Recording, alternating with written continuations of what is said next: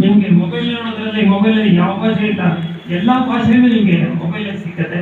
ಇಂಥ ಒಂದು ದೃಷ್ಟಿಯಿಂದ ಮಕ್ಕಳಲ್ಲಿರುವ ಜ್ಞಾನವನ್ನ ಹೊರತರಬೇಕು. ಯಾಕಂದ್ರೆ ಯಾರಿಗೂ ಜ್ಞಾನ ಇಲ್ಲ ಅಂತ ಯಾರು ಭಾವಿಸೋದಿಲ್ಲ. ಅದನ್ನ ಯಾವ ಥರ ರೂಪಿಸಬೇಕು ಅನ್ನೋದಕ್ಕೆ ಶಿಕ್ಷಕರು ಸಹ ಇದಕ್ಕೆ ಸಹಕರಿಸಬೇಕು. ಯಾಕಂದ್ರೆ ಶಿಕ್ಷಕರು ಸಹಕರಿಸಿಲ್ಲ ಅಂತಂದ್ರೆ ಮಕ್ಕಳಿಗೆ ಜ್ಞಾನ ಪಡಿ ಆ ಕಡೆನೂ ಹೇಳ್ಕೊಂಡು ಹೋಗ್ಬಿಡುತ್ತೆ. ಯಾಕಂದ್ರೆ ಮಕ್ಕಳ ಬೋಧನೆ ಮಾಡಬೇಕು.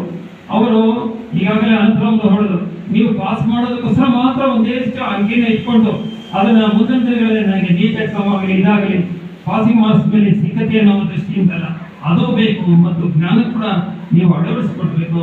ಆಗ ನೀವು ಸಂಪರ್ಕ ಭಾಷೆ, ಯಾಕಂದ್ರೆ ಕನ್ನಡ ನಾಡನುಡಿ ಸೇವೆ ಅನ್ನೋದು ಇದರಲ್ಲಿ ಮೂಲ ಆಗಿರುತ್ತೆ. ಈ ಒಂದು ದೃಷ್ಟಿಯಿಂದ ಇವತ್ತು ನನಗೆ ಮಾತಾಡೋಕ್ಕೆ ಅವಕಾಶ ಕೊಟ್ಟಂತ ಎಲ್ಲ ವೇದಿಕೆ ಮೇಲೆ ಆಸೀನರಾಗಿರುವ ಗಣ್ಯರಿಗೆ ಮತ್ತು ವೇದಿಕೆ ಮುಂದೆ ಆಸೀನರಾದ ಎಲ್ಲ ವಿದ್ಯಾರ್ಥಿ ಬಂಧುಗಳಿಗೂ ಸಹ ಮತ್ತು ಪತ್ರಿಕಾ ಮಾಧ್ಯಮದವರಿಗೂ ಸಹ ನಾನು ವಂದಿಸಿ ನನ್ನ ಮಾತನ್ನು